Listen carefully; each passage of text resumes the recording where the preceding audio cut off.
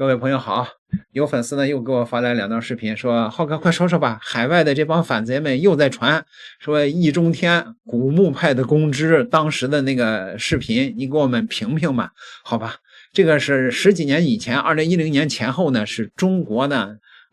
资产阶级自由化思潮最泛滥的年代。易中天呢那个时候就是被央视的百家讲坛推出来的这么一个古墓派公知的代表啊，是吧？那个易中天呢，符合我对这帮老公知的定义，就是60、70年代出生的人，那个时候呢，这个没见过什么大世面。那个时候，美国和中国呢，也的确存在着这种巨大的差距啊。他们呢，看到了西方的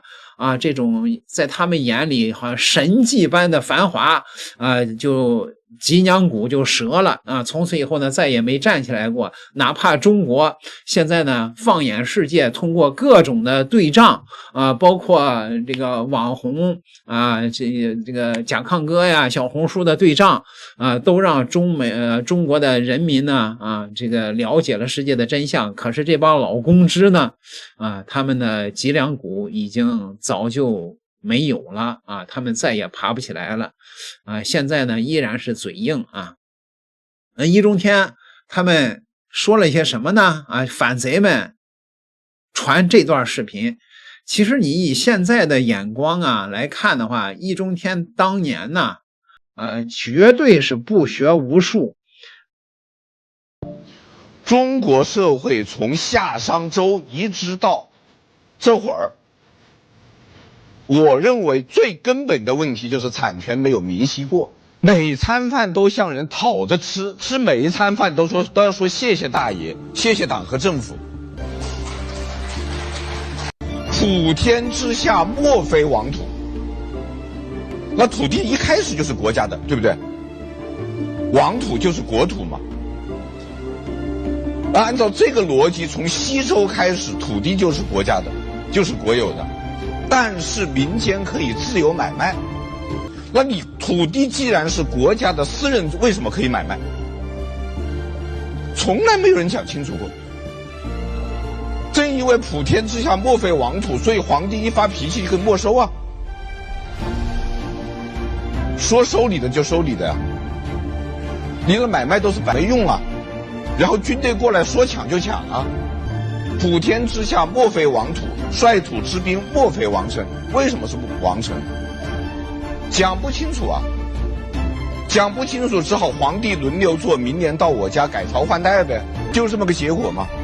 就是因为产权不明晰嘛。产权明晰到个人以后会怎么样？就是我是一个单独的个人，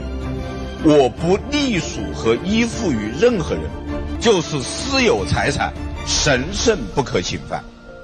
我非常盼望我们的宪法能写上个人私有财产神圣不可侵犯。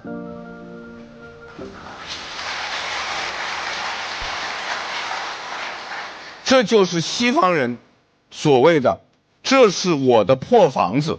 风能进，雨能进，国王不能进。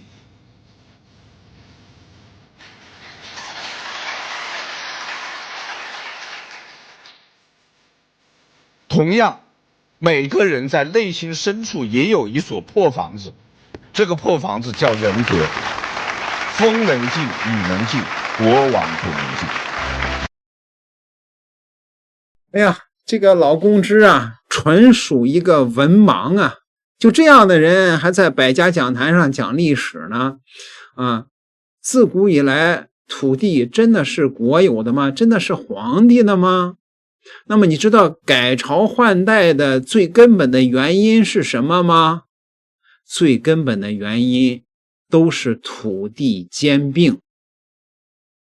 就是说每一个朝代建立之初就说土地呢，由于打土豪分田地还是在农民手里的多，可是呢，随着这个朝代的这种延续，越来越多的权贵利用手中的权力和财力，就把这个土地呢越来越多的就是买到了自己的手里边。你去查一查吧，就是说那些大大的那些那个贪官或者说是王爷，他们家里边到王朝鼎盛的时候，家里边拥有的土地那是一个非常恐怖的数字。谁说他娘土地是皇帝的呀？是乡绅地主的，最后造成的结局就是贫苦的老百姓越来越多人失去了土地，流离失所，成为了流民。再赶上这种气候不好，你比如说明朝后期的小冰期是吧，就产生了饥荒，几十万上百万的饥荒的民众组成了农民起义军，推翻了王朝。历代王朝都逃不脱这个治乱循环。什么时候他娘的土地都是皇帝的了？这纯属一个文盲这样的人当初能上百家讲坛那新中国建立之初，为什么把土地收归国有呢？就是为了打破这个魔咒，这个循环。新中国要把土地分到每一户农民的手中包产到户，每个农民耕者有其田，不允许产生国有体制下的这种大的乡绅地主，这才是社会主义。为什么中国到现在虽然这个贫富分化也是由于新经济的产生也是有点越来越严重，但是没有土地兼并的问题，不会产生大批的流民饥民。所以易中天纯属他就是一个历史盲这货说的那个风能进雨能进，现在更成了笑话了。所以中国的网友呢就做视频打脸这个古墓派的老公知了这美国是一个法治国家，这个纽约这个是法律化，它的文化就是法治文化。警察没有用，有事找律师没有用，法律没有用，警察没有用，盗窃是犯法的，要坐牢。关一下没有用，就马上放走什么用私有财产神圣不可侵犯。我操，他自己有东西给人家偷了，他就呱呱叫了。风能进，雨能进，国王不能进。美国的警察，特别是偷的他放掉什么用？只偷一点点，他都不抓了，一头一大的，警察有什么用我的钱我爱怎么花怎么花，我的身体想跟谁做跟谁做。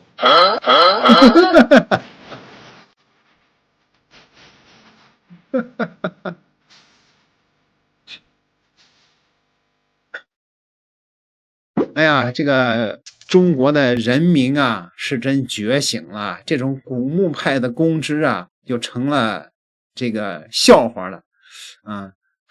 还有网友给我发来一段说，你看石国鹏又出来了，石国鹏和那个谁和那个袁腾飞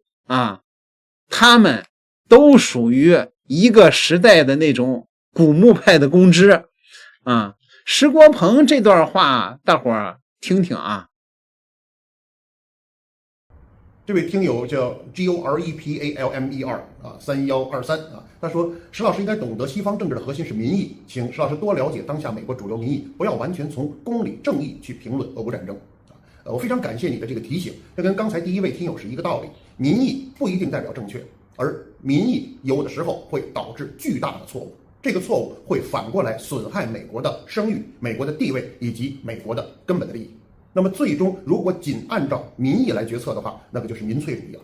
实际上刚才我已经分析过了，如果最顶级的精英层也不能把握公理正义，那么最终的结果一定是一个草台班子，而最终受害的也是老百姓自身。所以这个我觉得我无法接受你的这个意见或者建议我认为评价俄乌战争必须从公理正义上去思考，我当然不排斥从国家利益上去思考，这两者应该是不矛盾的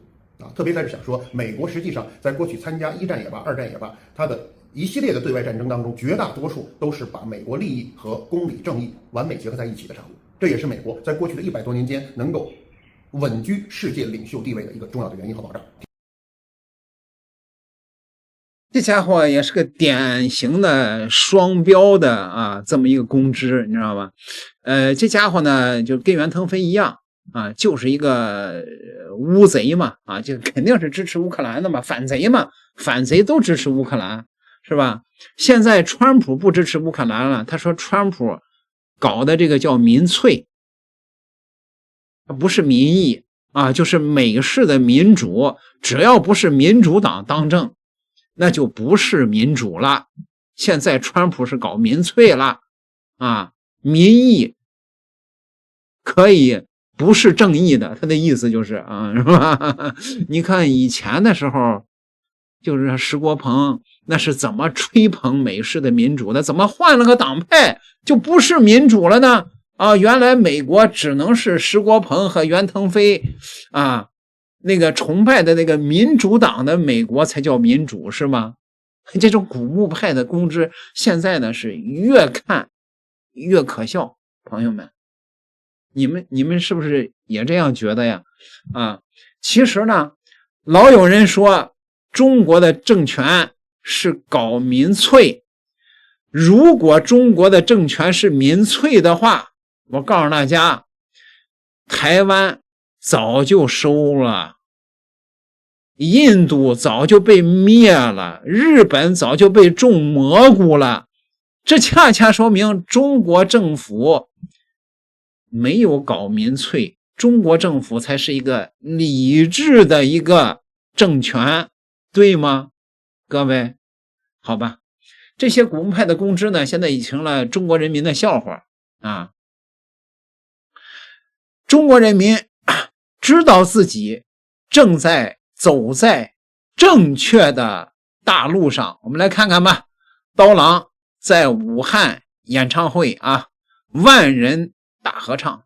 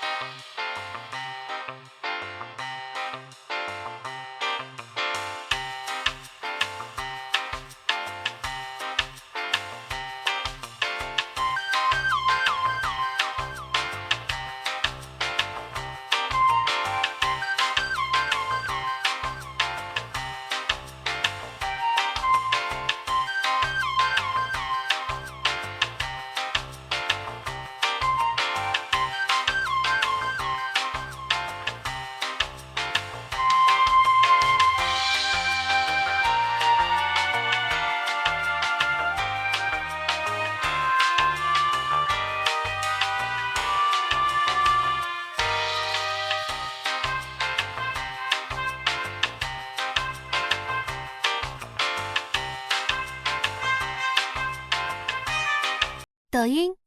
中国人民走在了正确的大路上，而这群公知走向了绝路。点个订阅，咱们下次再聊。